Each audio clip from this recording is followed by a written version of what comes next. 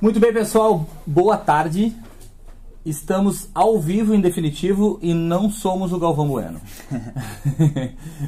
Então a gente vai começar em alguns minutos o nosso bate-papo sobre investimentos. Já são quase 5 da tarde, hoje é véspera de feriado e vamos ver se a gente tem notícia boa para dar sobre investimentos para vocês.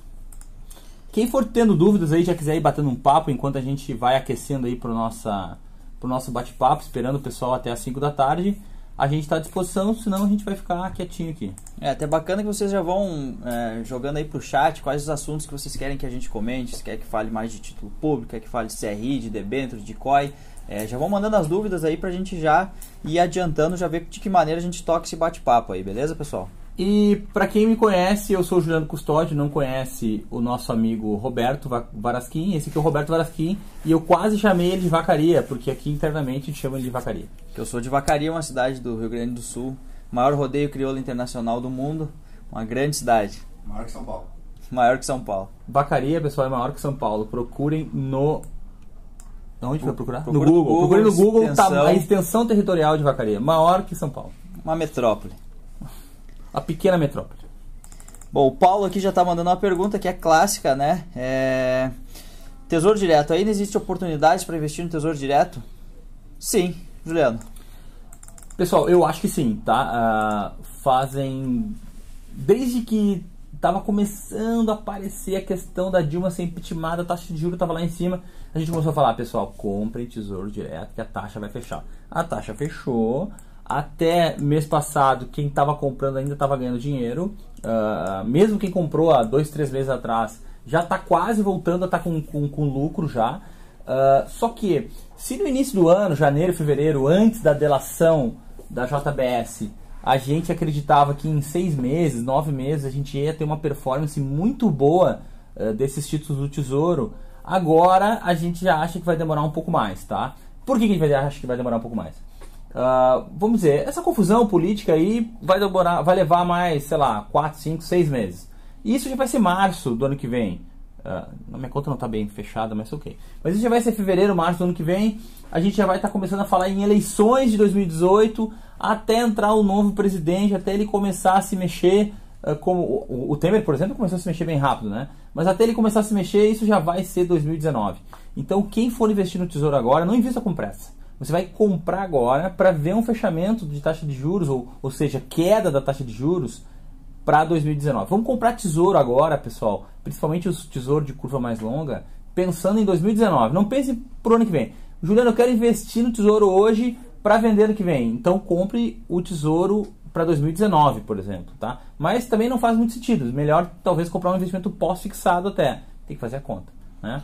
Vamos ver o prazo que você precisa. Até o bacana é ressaltar também que hoje a gente não tem mais a mesma situação que a gente tinha no final de 2015, então não dá pra gente entrar mais com a mesma agressividade que a gente vinha entrando nos títulos de como você alocar 100% da carteira. A palavra de ordem agora é diversificação, então a gente tem que manter uma parcela menor da nossa carteira nesses investimentos aí de títulos. Vamos falar uns 50%, claro que depende de cada perfil, né? Mas você tem que pensar bem agora.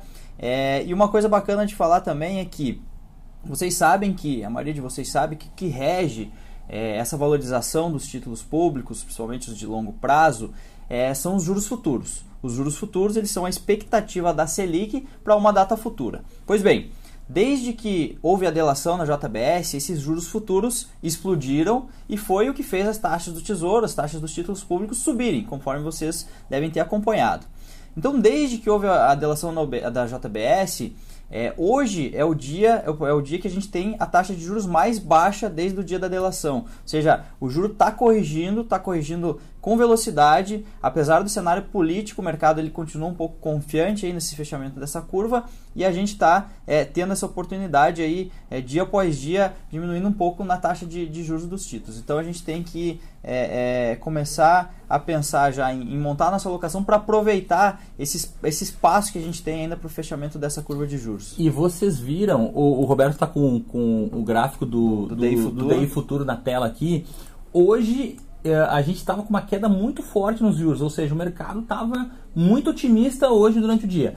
Só diminuiu esse otimismo e no final do dia começou a subir um pouquinho o juro, porque o Fed anunciou um pequeno aumento nas taxas de juros lá, porque eles estão com um pouquinho de medo em relação ao crescimento da inflação nos Estados Unidos. Mas assim, uma alta de 0,25% não faz a menor diferença frente aos nossos juros reais, que são gigantes, tá? Então, apesar do mercado ter dado uma sentidinha, que deu uma subidinha, e apesar de que vocês vão ver um monte de gente alardando essa alta nos próximos dias, não se preocupe. Juro no Brasil segue caindo. Hoje o DI 25, aqui o juro futuro para 2025 está caindo 1,18%, e todos os vencimentos aí dos juros eles estão caindo mais de 1%. Então, mesmo com essa alta pós-Fed, a gente continua com um dia de queda para os juros, o que indica um mercado aí mais animado, aí sentindo aí talvez uma tranquilidade no cenário político, e claro que não é isso que vai acontecer, mas o governo está se sustentando de uma maneira que tem passado mais confiança para o mercado. Então, inclusive aqui foi a Edna que perguntou: Juliano, 0,25 nos Estados Unidos impacta tanta gente assim? Não. O que impacta tanta gente assim é que essa alta de juros nos Estados Unidos continue. Imagine que eles saem do 1% para o 3%. Opa, do 1 para o 3%, né? Se eles têm uma inflação de 1,5%, do 1 para o 3%, eles passam a ter juro real de 1,5%, e a gente talvez não consiga chegar no juro real de 3%. Né? Assim, juro real, para vocês terem uma ideia. Hoje a nossa Selic é 10,5%. 10,5%, e a gente tem uma inflação de 13,5%. Qual é o nosso juro real? 7%. Nos Estados Unidos hoje, eles têm o juro real de um juro, que seria a nossa Selic lá, né? A taxa do Fed, de 1,25%, e eles têm inflação de 1,5%, ou seja, eles têm juro real negativo. Então o nosso 7 aqui é demais para quem está fora do Brasil e investe aqui, né? E para o brasileiro, então, que tem grana fora, porque o que acontece muito é brasileiro que tem dinheiro fora, que volta a investir como estrangeiro no Brasil, que na verdade é boa parte desse dinheiro. Tem uma pergunta do Elvis Cândido. Elvis Cândido, que inclusive é o nosso cliente, meu parceirão lá de Minas Gerais. O Elvis perguntou: Juliano, hoje teve um lançamento de CRI. É possível comprar depois do lançamento? Sim. Em especial esse CRI que foi lançado hoje, que a gente bateu um papo lá, a gente vai poder comprar nos próximos... Até acabar o estoque. Foram quantos milhões? 200 milhões. 200 milhões. Foram 200 milhões. Hoje foram vendidos mais ou menos uns 100 milhões. Tá? Provavelmente agora vai diminuir a demanda, amanhã não tem mercado, né? Mas sexta-feira talvez venda-se mais 10, 20 milhões e tal, e provavelmente a gente vai ter na semana inteira que vem, e depois disso a gente passa a ter esses mesmos ativos no mercado secundário. Claro que não daqui a pouco. O que é o mercado secundário? É quem comprou hoje no lançamento pode estar querendo vender esse papel daqui a um mês, daqui a 2 meses, a gente vai poder comprar esse CRI que foi lançado hoje daqui a alguns meses, entendeu? Mas vocês não precisam se preocupar com isso, porque como a economia está esquentando, está aquecendo a economia, então o calendário de lançamentos desse ano é muito bacana, tá? A gente vai ter lançamentos como esse, quase 2 lançamentos desses por mês já planejados. Por quê? Porque a maior parte das empresas está olhando que o Brasil está começando a melhorar e já estão começando a captar recursos para fazer projetos de crescimento para a nossa economia. Para aproveitar o crescimento da nossa economia. Para quem quiser também entender melhor o que é um CRI e CRA com detalhes, tem artigo no nosso blog, aqui no próprio YouTube, para quem está assistindo pelo YouTube, no nosso canal, tem vídeos explicando detalhadamente o que é um CRI e o que é um CRA, e hoje são maneiras bem inteligentes da gente diversificar a nossa renda fixa, ainda mais que as LCIs, as LCAs, quando os bancos eles estavam com uma forte demanda de captação, estavam pagando muito bem, hoje elas já não pagam mais tão bem, então uma alternativa como pós-fixado para LCI e LCA são CRIs e CRAs. Claro que são investimentos diferentes, por isso que é bom a gente buscar informação aí e também tirar dúvida com a gente está à disposição para tirar qualquer dúvida que vocês tenham agora aqui no bate-papo. Bom, vamos falar de FGC? Vamos falar de FGC. Uma dúvida aí que está surgindo bastante do pessoal em relação ao FGC, que está se criando aí uma certa preocupação em um caos aí sistêmico que vai derrubar muitos bancos, uma notícia um pouco sensacionalista, né? Então tem muita gente vindo perguntar pra gente o que vai acontecer com a FGC, como que funciona, quais as garantias. Então a gente vai falar um pouquinho. Tu quer começar? Assim, basicamente a gente vai fazer um estudo bem mais profundo para entregar para vocês na segunda-feira, tá? A gente está estudando os dados para ver se os dados que foram levantados são reais. A primeira observação que a gente teve é que é muito mais conversa para boi dormir do que qualquer coisa, tá? Por quê? dados do FGC de que cada vez que eles têm que... Primeiro, não é todo o capital de um banco que é passível de resgate pelo FGC. Tá? Então, por exemplo, quem tem R$1 milhão lá? Quando eles falam, não, o banco tem 30 bilhões em ativos. Todos esses 30 bilhões são passíveis de serem pagos pelo FGC? Não, somente das pessoas que têm até 250 mil. Tá? Então, primeiro, não são 30 bilhões num banco. Se um banco tem 30 bi em ativos, não são 30 bi. Tá? Parte número 2. O FGC, em todas as quebras de grandes bancos, tá? Que não são quebras, na verdade, vamos dizer, o Banco Central intervém antes, ou seja, o banco não quebra inteiro e não sobra nada lá dentro. Tá? Por exemplo, nos últimos bancos maiores que quebraram, o FGC conseguiu resgatar 2/3 do que ele pagou em recuperação. Ou seja, o FGC pagou 10 bilhões em recuperação. Ele pegou depois os ativos do banco e recuperou 6 bilhões. Ou seja, 2/3 do que ele pagou. Tá?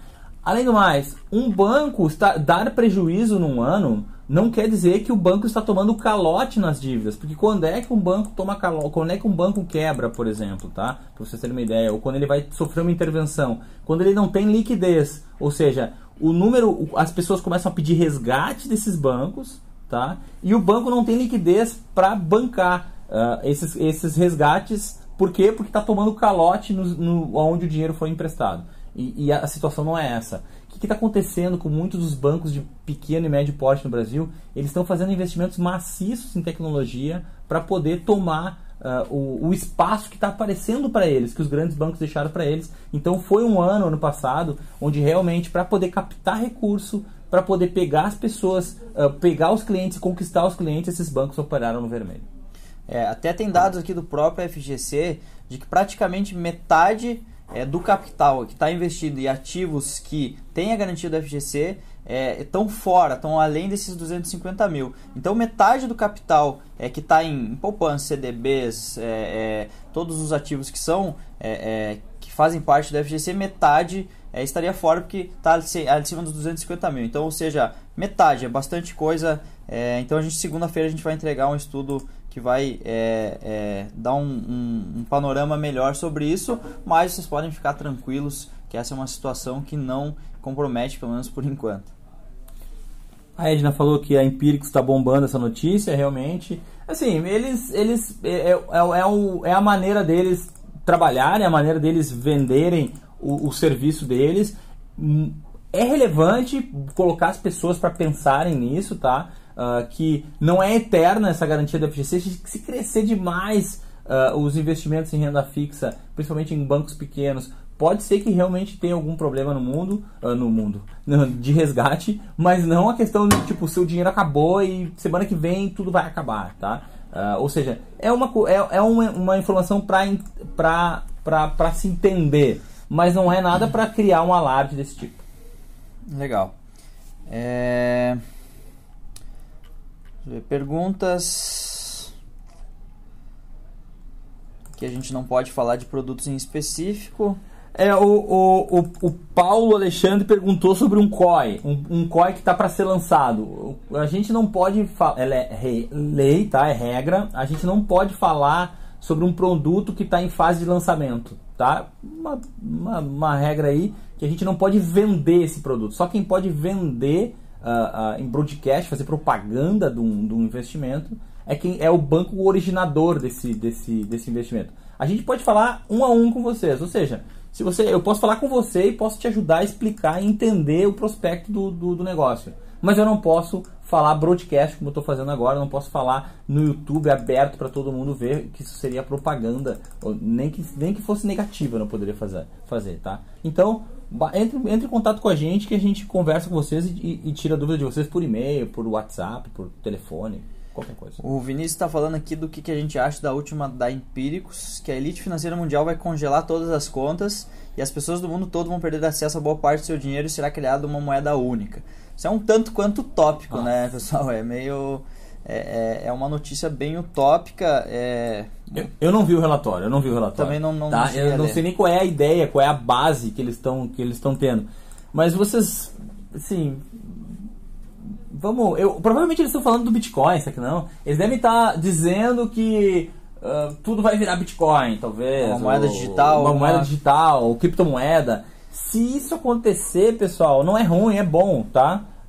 Se a gente tiver criptomoedas no mundo, só criptomoedas, ou seja, se nenhum país for dono de uma moeda, e sim a gente só tiver criptomoedas, provavelmente isso vai ser bom. A gente não sabe como é que isso seria, tá? Mas isso vai ser bom porque provavelmente a gente não vai mais ter inflação no mundo a longo prazo. A gente não vai mais ter um governo usando de impressão de moeda por dívida e inflacionando a moeda, que inflação que gera pobreza. Então não é ruim, tá? Só que, puxa, a elite mundial vai se juntar e trancar o dinheiro dos bancos. Por que o Itaú faria isso? Por que o Itaú ia resolver? Não, eu vou acabar com todos os meus clientes.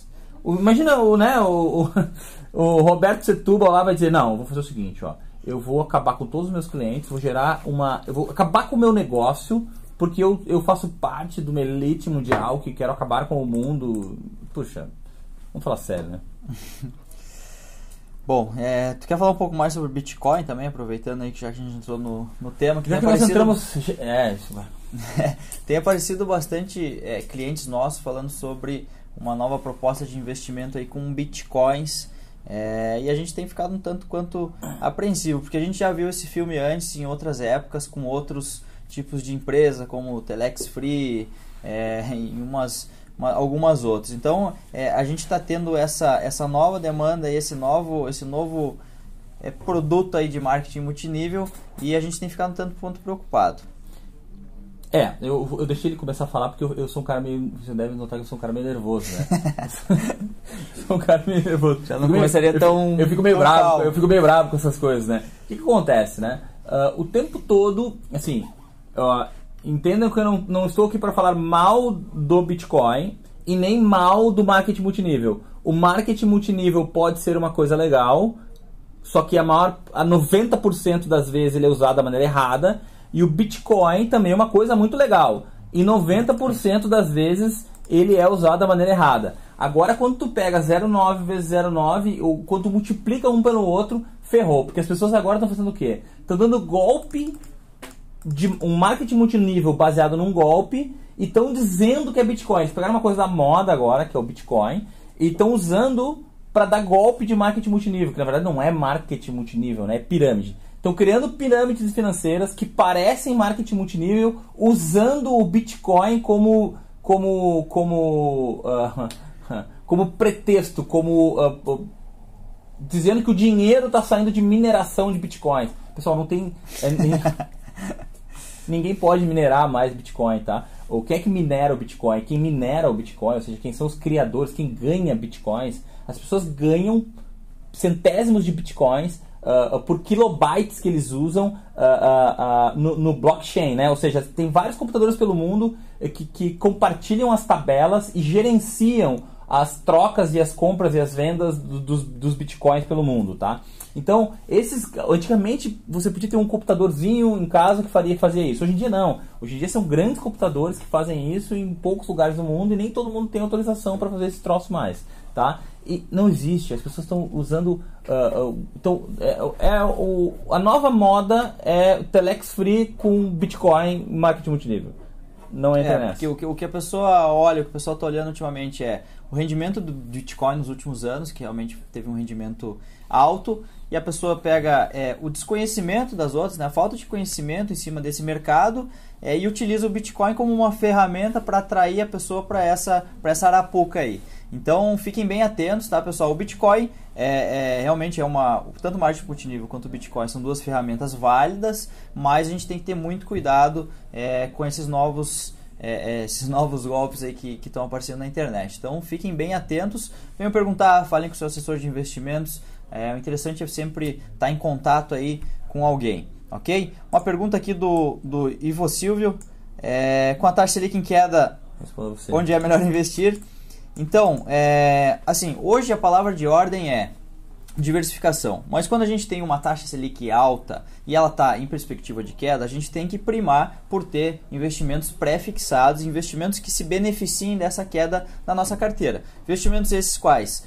Títulos públicos pré-IPCA+, principalmente os longos, debêntures, CDBs Press também com taxas, se a gente tiver taxas altas, hoje elas já não estão tão interessantes, mas CDBs Press também garantem uma proteção para você caso a Selic caia. Então quando a gente fala em cenários de Selic desvalorizando, Selic em queda, a gente tem que ter na nossa carteira uma parcela em pré. É claro que a parte longa do seu capital. Sempre a parte longa do seu capital. A parte longa do seu capital vai fazer exatamente o que o Roberto está falando, mas a parte que você pode sacar num curto prazo, daí você vai comprar o pós-fixado e a gente vai fazer a diversificação. O teu colchão de liquidez ele sempre vai ser em cima dos pós-fixados. Por quê? Os pré-fixados normalmente eles têm um prazo maior, a gente tem carência, a gente tem que segurar esse capital investido por mais tempo. Então, de qualquer forma, a gente nunca, mesmo que a gente tivesse 99% de certeza que é mais ou menos isso, que a Selic vai continuar caindo, a gente não investiria 100% do capital em pré-fixado. A gente não pode colocar todos os ovos numa cesta só, a gente vai ter que ter uma diversificação. Nessa diversificação vão entrar produtos de diversas linhas e de acordo com o teu perfil, se você é conservador, é moderado, é agressivo, a gente vai fazer essa alocação de investimentos e é isso aí que é o principal e a principal palavra de ordem, como a gente falou antes, é diversificação. Principalmente no momento de agora. A gente tem que ter diversificação de produtos aqui no Brasil, a gente tem que ter um pouco do nosso capital em fundos de renda fixa global, em COIs que investem em índices estrangeiros. Então a palavra agora é diversificação, ok? Felipe, aproveita para ver se não tem perguntas no Facebook também, que tem um pessoal procurando assistindo a gente no Facebook. Isso aqui, ó, Juliano é o cara, sabe muito. ou te conhece ou quer dinheiro emprestado. Não, o Alessandro Rosa, ele inclusive, o Alessandro Rosa, não vou fazer propaganda porque ele é meu concorrente, não, ele é meu amigo. Ele é meu amigo, trabalha com a XP Investimentos também e ele está concorrendo ao melhor assessor de investimentos do Brasil. E ele vai ganhar e teve meu voto. Legal. Adriano, ainda vale a pena investir em LCI? Hoje existem, assim, se for para muito curto prazo, a gente fala em 6 meses e 1 ano, talvez ainda tenha alguma LCI que vale a pena. Acima disso, tem produtos, até um próprio CDB que é da mesma linha, mesmo pagando imposto, ele vai te render mais que as LCIs. Porque as LCIs, além de os bancos, os grandes principalmente, estarem diminuindo a emissão, tá cada vez mais escasso, as taxas elas vêm caindo, tá? Então a gente não encontra mais LCIs com as taxas que a gente havia encontrado. Então hoje a gente tem alternativas mais sofisticadas à LCI, que é o que a gente estava falando antes, CRI, CRAs, tem bastante CRI pagando muito bem. Eu acabei de pensar numa coisa agora sobre esse negócio do fim do mundo, bloqueio mundial de dinheiro e tal. Esse negócio aí, todo ano tem um vidente. Você é um vidente, tá? Se você é um vidente, o que você faz? Todo ano você joga lá e tal, você diz, não, esse ano vai morrer um artista, vai cair um avião esse ano e o Corinthians vai ser campeão. Né? Se é no sul do Brasil o Grêmio vai ser campeão, ou se é no Nordeste alguém vai ser campeão. O que acontece? Todo ano tu erra, né? Puxa, ele não caiu nenhum avião. Na verdade todo ano cai avião, todo ano morre artista, né? Mas aí você diz lá, tal time vai ser campeão. Ou você erra várias vezes e ninguém lembra. Mas quando você acerta, você pega e diz assim, olha lá, não falei que eu acertei, e você faz propaganda em cima daquilo lá, e daí você fica famoso, tipo a mãe de Ná, por exemplo, né? Porque você acertou que aquilo ia acontecer, e era uma coisa pouco provável, mas você acertou. Então, é isso aí. É como ir pescar no mar. Você joga a isca lá e vê se mordeu. Se não mordeu, joga uma isca nova. Se não mordeu, joga uma isca nova, até que o cara uma hora ele vai acertar e vai fazer propaganda. E normalmente, 99% das vezes, são notícias ruins, né? Porque o que vende é notícia ruim, não notícia boa, né? Isso aí acontece nos jornais, acontece em todos os meios digitais, então normalmente a gente vai ouvir falar muito sobre notícias ruins, porque é o que atrai, na verdade, Tô pensando em nossa começar atenção. a só falar de notícia ruim pra você. Vamos ver se o nosso marketing melhora só com notícia ruim. Vamos ver aqui. Sobre isso, não seria o alerta do Jim Richards sobre o certificado de depósito especial, o tal COI? O que acontece? Toda vez o mercado americano... COI não, CDE. O que acontece? O mercado americano, eu não li, tá? Eu ouvi falar, tá dentro das minhas leituras para eu fazer, tá? Não consegui ler ainda, tá para minhas leituras de quinta-feira. Mas basicamente, a gente já tá com o SP500 muito acima do que estava antes da crise de 2008. Nesse processo para salvar a economia americana, muito dinheiro foi criado, tá?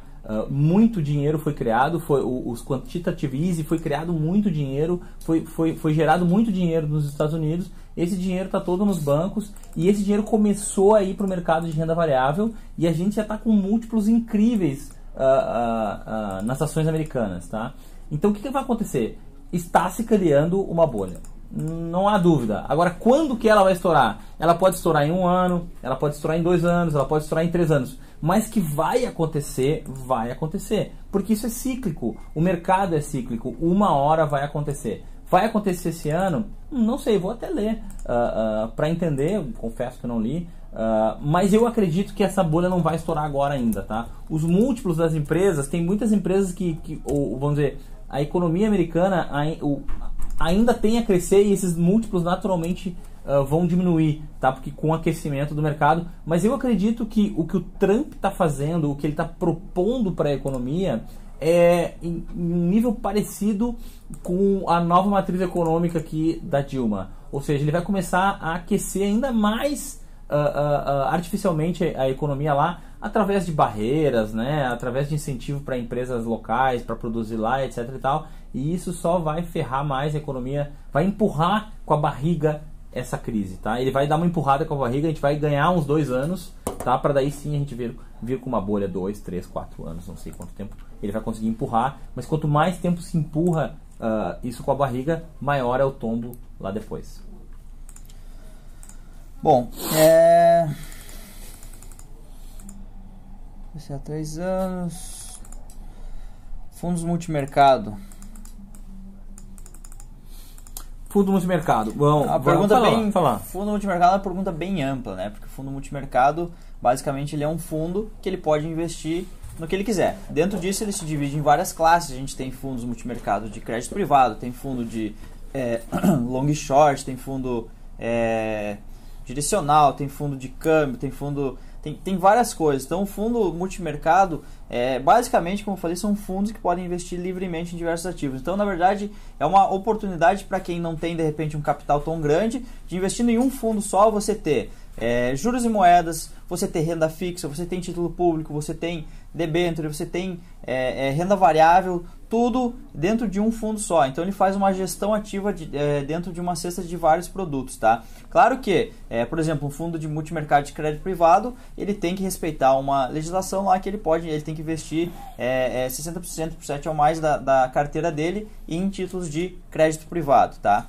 Que é bons de empresas, empresas privadas. Então são vários os tipos de fundos multimercado, mas basicamente essa é a definição para cada um. São fundos bem interessantes para a gente ter como diversificação, são uma maneira mais segura, assim, mais confortável de você investir em renda variável, até porque eles são tem fundo multimercado que ele é mais sutil, né? Ele tem renda variável, mas ele consegue se proteger em outros mercados contra grandes quedas, enfim. Então é uma maneira mais sutil aí de você investir no mercado de renda variável, mas lembrando, sempre são diversos os tipos de fundo multimercado, então você tem que analisar um por um para saber qual que é o melhor para você.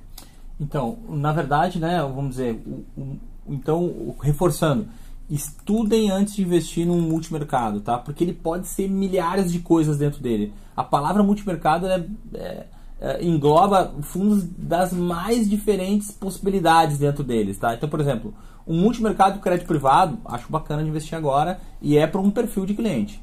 Um multimercado long short, puxa, é outro perfil completamente de investidor. Um multimercado macro, por exemplo, nossa, é ainda mais hard, né? Então, claro, se você tem um perfil, por exemplo, de investir, você é um investidor agressivo, por exemplo, você pode ter uma parcela do seu capital em um fundo macro agora, por exemplo, porque as ações caíram bastante devido à delação. A gente acredita numa recuperação da economia e você pode ter uma parcelinha ali de 5%, 10% em renda variável. E quem sabe pode ser um fundo multimercado macro. Inclusive, assunto polêmico.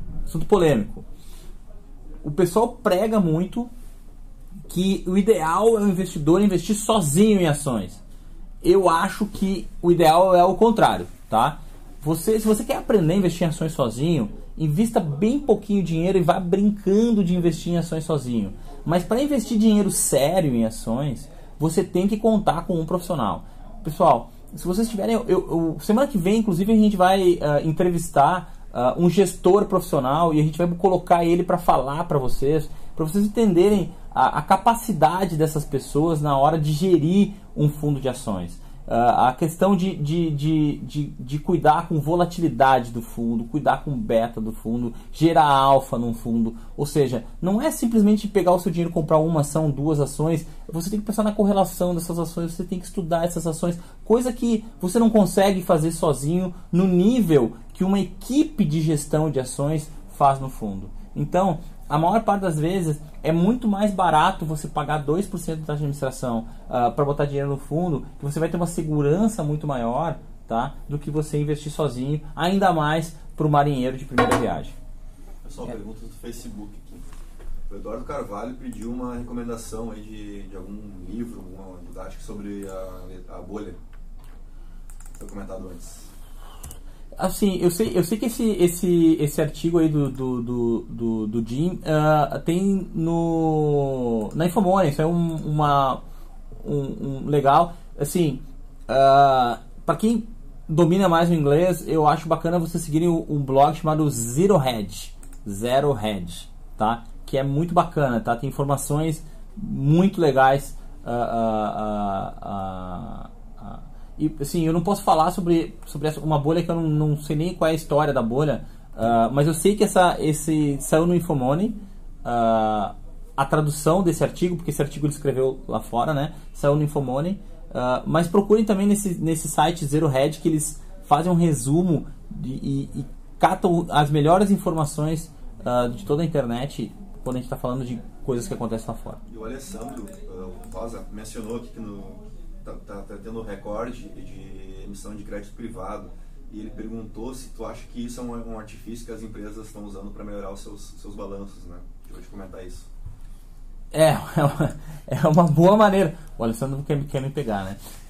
Eu acho que sim, Alessandro. Sim, puxa, eu não consigo entender direito o que os caras querem fazer com isso, tá? Primeiro, o crédito bancário está mais escasso, né? A gente passou por um período aí que o crédito ficou mais escasso e as empresas elas se obrigaram a emitir mais crédito privado. Então, o primeiro é um caminho natural, mas tem essa segunda parte aí que é o que ele falou. O Alessandro está falando assim, que, por exemplo, as empresas estão com problema de caixa. Pô, vamos dizer o seguinte, eu sou uma empresa e eu estou com problema de caixa na minha empresa. Puxa, tá tão fácil de captar recurso. Tá muito fácil, né? Porque o mercado inteiro, o mercado tá com muita facilidade muito grande de distribuir dinheiro. Por quê? Porque, puxa, tá todo mundo pagando mal, né? Então, se você paga um pouquinho a mais e aproveita essas isenções fiscais, por exemplo, puxa, nos últimos meses aí, a gente distribuiu em CRI, CRAs, debêntures e tal, bilhões de reais. O mercado absorveu bilhões de reais de emissões. E, poxa, se eu sou um empresário que estou com problema de caixa, e principalmente caixa para poder tentar aproveitar o crescimento da economia, o que eu faria um lançamento também. Então, algumas empresas eu acho que estão resolvendo o problema de caixa delas com essas emissões. E algumas estão usando esse dinheiro aí para começar a fomentar projetos para tentar sair na frente no crescimento da economia. Legal. Boa tarde. Quem define os juros futuros do Tesouro IPCA tem relação com oferta e demanda? Essa é para ti. Sim, os juros futuros eles são negociados livremente na bolsa. Então a gente tem possibilidade, você como investidor tem possibilidade de ir lá e comprar DI futuro ou vender DI futuro. Então o juro ele nada mais é do que a expectativa do mercado, a expectativa de várias pessoas. Então é basicamente a oferta e demanda. Então a gente se baseia numa expectativa da economia, existe um prêmio de risco, né, que está embutido nesses juros futuros e é negociado livremente. Então a gente vê isso aí claramente nos juros futuros de agora. Porque a gente tinha uma perspectiva, continua tendo, né, o Boletim Focus continua mostrando uma perspectiva dos economistas aí para 8,5% da Selic no final desse ano, mas o juro futuro ele vinha se mantendo muito próximo a expectativa de 8,5%, os juros mais curtos. Depois do que aconteceu ali com a delação da JBS, esses juros futuros a expectativa agora está acima dos 8,5%, porque o mercado está pagando um prêmio de risco muito maior nesses títulos. Então, respondendo a tua pergunta, sim, é oferta e demanda, e sim, ele é negociado em bolsa, e você mesmo pode negociar, então ele é a expectativa aí que junta aí as ordens de todos os compradores e vendedores e formam um preço para esse DI futuro, e ele se divide em vários anos, né? Você tem DI futuro para 2017, 2018, 19, 20, 21, 22, 23, 24, 25, enfim. Você pode negociar todos esses vencimentos. É uma dúvida bem comum do pessoal, vou falar em outras palavras para ver se vocês fixam bem. A ideia é que, vamos dizer que você é um investidor que você está pré-fixado. Você tem um investimento pré-fixado. E você tem medo que os juros subam. O que você faz? Você compra um DI futuro. Ou seja, você consegue swapar, ou seja, trocar uma posição pré por uma posição pós. E também o contrário você pode fazer. Ou seja, para que serve para que serve o DI futuro? Serve para você trocar uma posição, trocar a sua posição. Se você está pré, você vira pós. Se você está pós, você vira pré. Então, as pessoas ficam negociando esses títulos para tentar trocar o lado que elas estão. Tá? E nisso é oferta e demanda. Quem é que aceita trocar qual taxa por que taxa? Então, quando o mercado está estressado, todo mundo acha que os juros vão subir, começa a se trocar num preço muito mais alto, numa taxa muito mais alta. Não, todo mundo acha que vai cair, começa a se trocar numa taxa cada vez mais baixa, e é assim que o mercado faz, é um comprando do outro. Por exemplo, quem é que define o preço de um Gol 1000 2012? Quem é que define? Tem alguém que define quanto vale um Gol 1000 2012? Ninguém define, é oferta e demanda. Vinícius, essa pergunta tua é bem bacana, cara, é uma pergunta que a gente tem muito, tá? Principalmente aí sobre essa parte do fundo. Para o fundo de emergência, o que vocês acham melhor? Fundo DI que pode render de 102% a 105% do CDI, taxa de administração 0,3%, ou CDB de 100% CDI com liquidez diária. Lembrando o fator come-cotas. Duas perguntas. Primeiro, o fundo de investimentos é muito importante, pessoal. Quando vocês analisam um fundo de investimento, vai ver a lâmina. Na lâmina vai ter a rentabilidade histórica desse fundo. A lâmina, essa rentabilidade histórica já é descontada de todas as taxas menos o imposto. Então, ou seja, se lá diz que o fundo tem uma rentabilidade histórica de 102%, mesmo a taxa de ADM dele sendo de 0,13, ela já está descontada. Então, a tua taxa é 102, quanto a 100 do CDB, é melhor o fundo, ok? Segunda pergunta, e o come-cotas? O come-cotas, ele vai fazer diferença num prazo longo, né? Se você for botar na conta, a gente estiver na mesma taxa, isso aí vai te influenciar dali 10, 15 anos. Não, então, mas esses tempos eu fiz uma conta para um cliente, até nem falei para a turma. Mas o come-cotas, ele come de 2 a 3% do CDI num fundo. Ou seja, se tem um fundo de 105, ele, na verdade, ele vai render de 102. Se tem um fundo de 102, ele vai render, na verdade, 99. Tá? Então, ok, se tiver um fundo de 105, ele vai dar 102. Então, comparado com o CDB de 100% do CDI, você está ganhando 102, que é mais do que 100% do CDI. Joinha, tá? Mais um de 102 menos 3 vai dar 99. Daí não é a mesma coisa. E tem uma outra questão, que é o seguinte, ó. Nenhum fundo DI é capaz de render mais do que 100% do CDI sem gerar algum risco. Mas qual o risco? Ou ele está operando no mercado de DI futuro, que assim como ele acerta, ele pode errar, ou ele está comprando crédito privado, e daí ele deixa de ser um DI puro, tá? Então, a dúvida é uma dúvida cruel entre esses dois investimentos, tá? Mas, se não for um fundo DI muito bom, a gente vai preferir o CDB, tá? Mas a gente tem fundos DIs muito bons na plataforma, que vocês podem, que se tiverem rendendo na faixa de 105 do CDI, talvez seja melhor você comprar o fundo. Além do que, o que eu costumo falar para os meus clientes? Puxa, será que tem necessidade de tu ter um investimento de 0? Você não pode ter um investimento de 15? Você não pode ter um investimento de 30? Pô, será que pode acontecer alguma coisa tão grave que você não possa pagar em 15 dias? Né? Será que existe uma oportunidade de fazer alguma coisa que ela seja tão imediata que você não possa levar 15 dias ou pagar em 15 dias ou em 30 dias? A maior parte das vezes você consegue. Então não tem por que ter um investimento de 0 na maior parte das vezes. Pergunta do Facebook. Voltando às delações, o Cláudio Peixoto perguntou se vocês acham que as prováveis delações do Funari e do Palocci possam ter alguma consequência no mercado.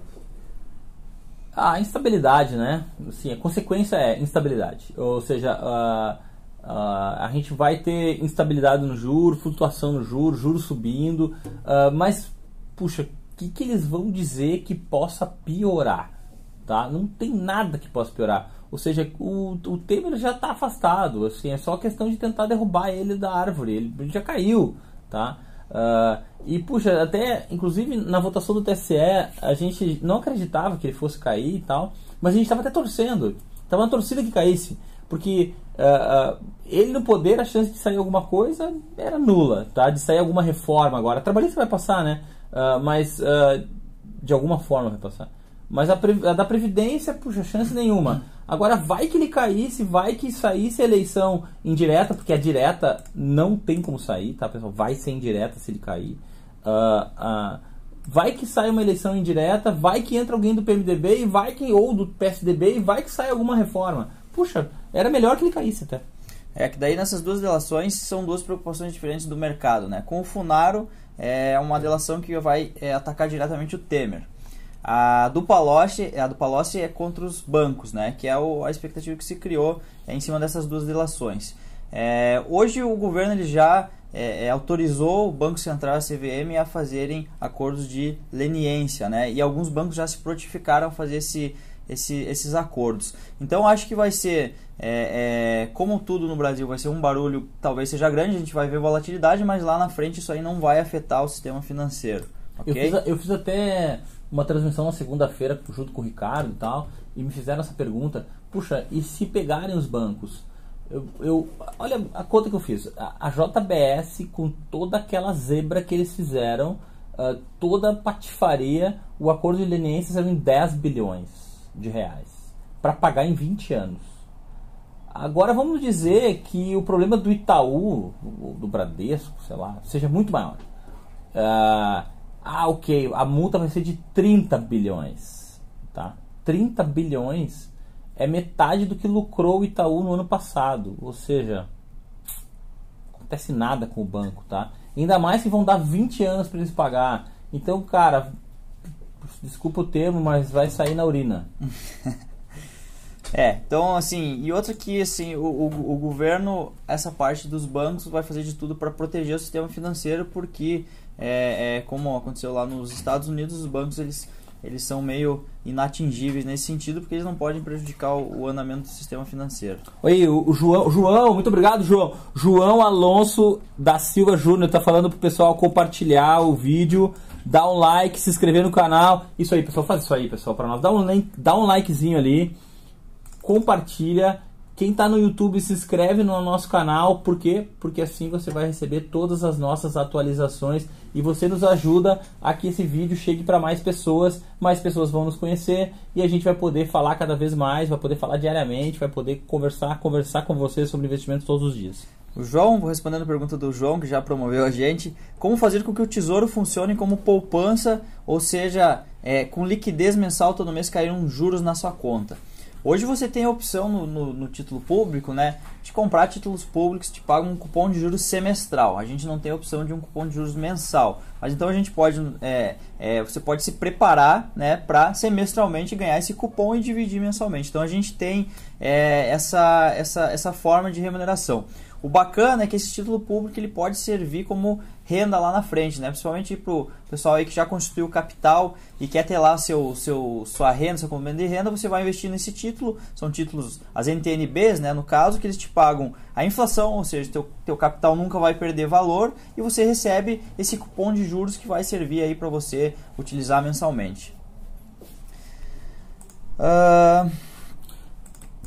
O Claudio, fala do Claudio perguntou aí, ó. Um fundo com boa rentabilidade acima do CDI com cotização D mais 180 é bom investimento para o momento atual? Eu acredito que você esteja falando de um fundo de crédito privado, correto? Assim, eu acho bacana fundos que o pessoal se prende muito a esse negócio de 180 dias de carência. Num fundo de crédito, isso aí de certa forma até é legal para o fundo ele poder se programar, o gestor não ter que... se a gente tiver um saque em massa, digamos, de um fundo de crédito, o gestor ele vai ter que começar a liquidar posições a mercado e isso pode fazer com que a cota se desvalorize. Se desvalorize, desculpa. Se o fundo ele tem uma uma carência maior, isso aí dá mais tempo para o gestor programar suas datas ali de resgate e conseguir preços melhores. Então, de certa forma, é até mais seguro para o investidor um fundo com uma carência maior. Então, é bem bacana um fundo nessa linha. Não sei se tu quer fazer algum comentário. O fundo de crédito eu gosto muito, esses fundos que são D mais 180, eles são fundos de crédito, gosto demais desse investimento. Claro que você tem que poder se programar, porque nesses 180 dias não tem como resgatar esse dinheiro, tá? Esses fundos estão rendendo entre 120 e 130 do CDI, tá? Claro que para render isso tudo, eles não é o mesmo... vamos dizer, eles têm uma certa volatilidade, de tempos em tempos eles podem tomar algum default em algum títulozinho e render 90 do CDI, 80 do CDI. Tem muitos fundos que isso não acontece há muito tempo, tá? Ou seja, o gestor faz uma boa escolha dos créditos que eles estão fazendo.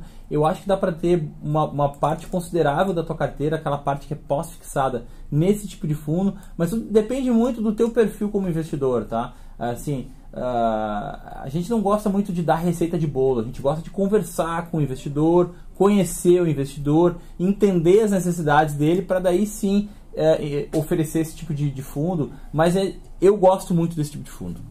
Até entrando nisso que o Juliano falou, o Adriano está perguntando qual seria uma carteira de investimentos ideal para um perfil moderado. Assim, não existe, o investimento ele não é genérico, então a gente vê muita gente aí dando dicas de investimentos numa carteira fechada que serve para 1 milhão, 10 milhões de pessoas. Isso aí não existe, né, pessoal? Cada perfil é um perfil, e mesmo você dizendo conservador, moderado ou agressivo, o meu moderado pode ser muito diferente do seu. Então você tem que sentar com um assessor de investimentos que vai entender teu perfil, vai conversar contigo, bater um papo para ver realmente quais os investimentos que se enquadram nesse teu perfil para você montar uma carteira que vai te deixar satisfeito, que vai atingir teus objetivos. Normalmente, hoje, se eu não me engano, até vou falar da carteira do Suitability oficial que a gente tem aqui, o Suitability de partida para um perfil moderado, ele está 50% em produtos pré-fixados, ou seja, sendo que 40 desses 50 é IPCA+, e 10% pré-puro. Os outros 40%, daí do outro lado tem 40% que está em pós-fixado. Daí dentro dessa carteira de pós, vários prazos diferentes, né? Alguns produtos em CDI+, e alguns em percentual de CDI. E para o moderado de 10% a 15% em renda variável, daí fundos multimercado e ações, etc. e tal. Essa seria uma carteira para um perfil moderado. 50% pré, 40% pós, ou 35% pós, daí dá uma mexidinha ali, e 10% em renda variável. Mas essa é a carteira de partida, daí a gente vai conversar com cada investidor para entender as necessidades de cada um. O pessoal perguntou aqui se o horário estava bacana. O Elvis disse que o horário é ótimo porque dá para refletir as ideias em seguida no boteco tomando uma gelada. O Elvis é demais. Bom, tem mais alguma pergunta do Facebook aí, Felipe? Legal. Pessoal, eu acho que mais ou menos é isso, né? Esse bate-papo é para ser sempre nos 40 minutos, 50 minutos, para tirar umas dúvidas mais pontuais.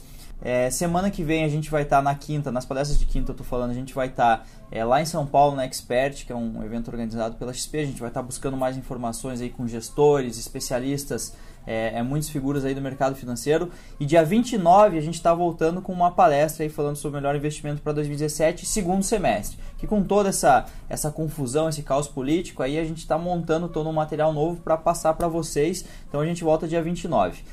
Também semana que vem, na quinta que vem, como o Juliano falou, a gente vai estar lá com o pessoal da gestora More, tá? E a gente vai entrar numa live, fazer uma live com vocês, com o gestor lá, com o Marco, e a gente vai falar um pouquinho aí sobre tirar as dúvidas de vocês, falar sobre fundos de crédito, fundos macro, enfim. Ele vai passar o panorama e a visão da gestora More sobre o mercado e também tirar as dúvidas de vocês. Vai ser um bate-papo aí também de uma meia hora, 40 minutos, ok? Pessoal, se vocês ainda tiveram dúvidas, ainda estão com dúvidas, deixa as dúvidas ali no Facebook. Quem está assistindo no YouTube, deixa as dúvidas ali nos comentários do YouTube. Vocês nos ajudam com isso, porque o YouTube vê que o vídeo está sendo bem comentado. A gente vai responder cada uma das dúvidas. Se teve alguma dúvida que a gente não respondeu, a gente vai responder ali. Quem está no YouTube, se inscreve no nosso canal, dá o joinha. Quem está no Facebook, dá o joinha, compartilha, comenta, faz qualquer coisa lá para ajudar a gente a divulgar o nosso trabalho. E e a gente responde a todos vocês ali.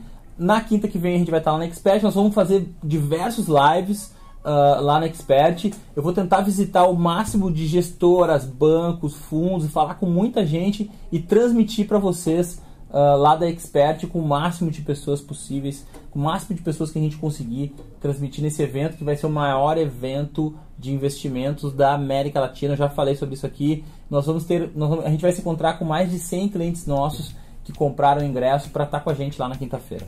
No mais, a gente agradece muito a presença de vocês e até a próxima. Um abraço.